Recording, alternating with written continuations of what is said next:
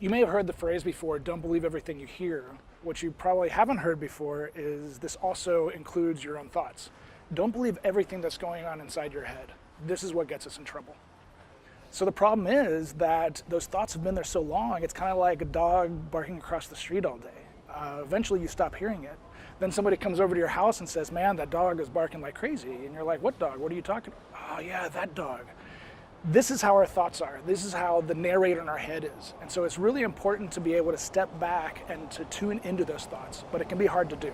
The absolute best thing you can do when you're working with a coach is to tune into that dog, to tune into that narrator that is in your head all day long that is probably not saying very nice things. So I can remember one of my clients about a decade ago, we had had a few sessions and she wasn't able to quite tune into that narrator in her head.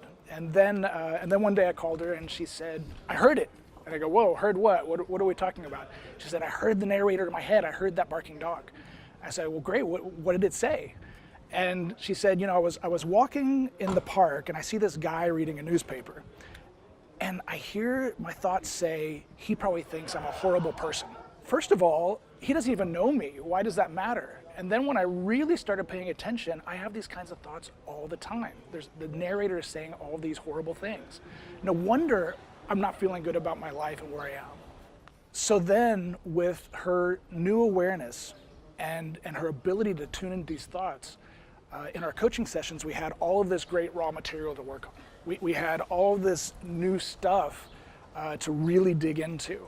So becoming the observer of your thoughts is probably one of the single most important things you can do for any type of personal development. To tune into that barking dog. What is that narrator saying? It's absolutely key for any type of advancement that you want in your life. You are either the victim or the observer of your thoughts. So learn to be the observer. Learn to be the observer and you tune in to those things and what your mind is saying. Grab some popcorn and it can be quite entertaining. Once you're able to do that, you'll see your life getting much, much better.